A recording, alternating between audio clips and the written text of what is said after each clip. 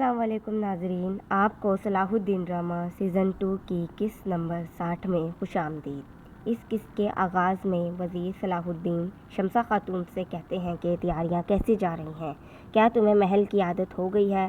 تو شمسہ خاتون کہتی ہے کہ مجھے ایسا لگتا ہے کہ میں کانٹوں پر چل رہی ہوں۔ اس پر صلاح الدین کہتے ہیں کہ تمہیں کیا چیز پریشان کر رہی ہے؟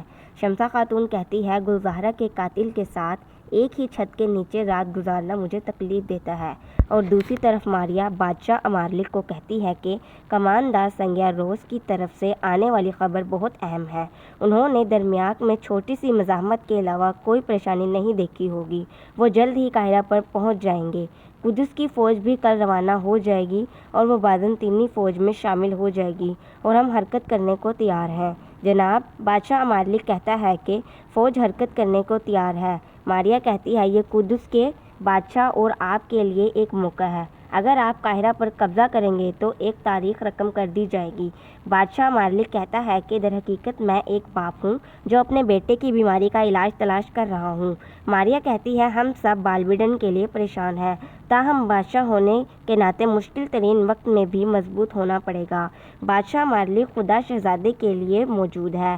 آپ کو جو کرنا ہے وہ فوج کی قیادت ہے اور جنگیں جیتنا ہے۔ دوسری طرف ہم دیکھتے ہیں کہ صلاح الدین شمسہ سے کہتے ہیں کہ میلا اپنے شوہر کے ظلم سے بچنے کے لیے ہمارے پاس پناہ لی ہے، میں اسے واپس کیسے بھیج سکتا ہوں؟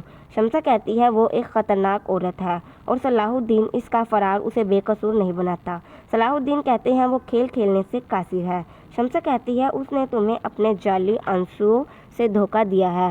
صلاح الدین کہتا ہے کہ میں دھوکے نہیں کھا رہا۔ شمسہ وہ قاہرہ کو کونتس ہے، میں یہ جاننے کی کوشش کر رہا ہوں کہ یہ ہم سب کر رہے ہیں۔ شمسہ کہتی ہے کہ دعا ہے کہ جب تمہیں یہ معلوم ہوتا تو وہ اس میں زیادہ دیر نہ ہوتی۔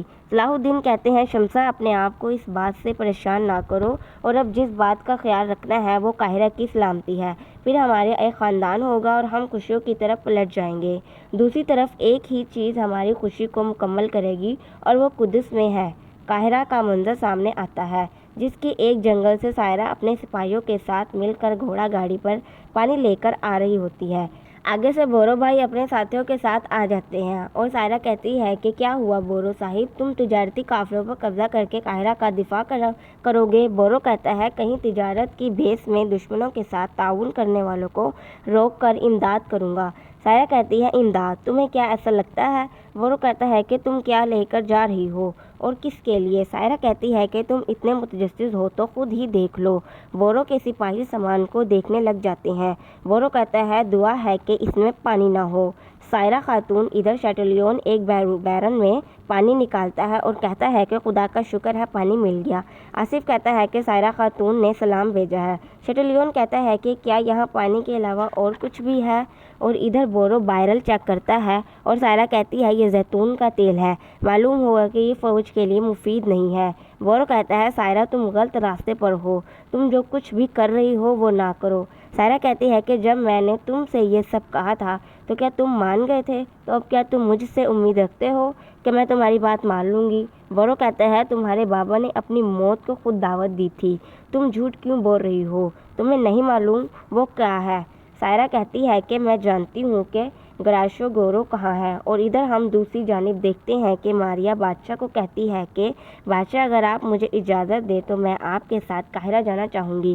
بادشاہ مالک کہتا ہے ملکہ مجھے نہیں لگتا کہ یہ ضروری ہے، میں تمہاری جان کو خطرے میں نہیں ڈال سکتا، میں فوج کی قیادت کروں گا، والیان ولیم اور لارڈ گائے میرے ساتھ ہوں گے۔ ماریا کہتی ہے آپ کی موجودگی فتح دلانے کے لیے کافی ہے، لیکن بازنطینی سپاہی جو کماندار سنگیا روز کے حکم کے ماتحت ہیں اور درمیاک سے آ رہے ہیں، جب وہ میدان جنگ میں دیکھیں گے کہ وہی کریں گے تو جو وہ وفاداری کے لیے ضروری ہے۔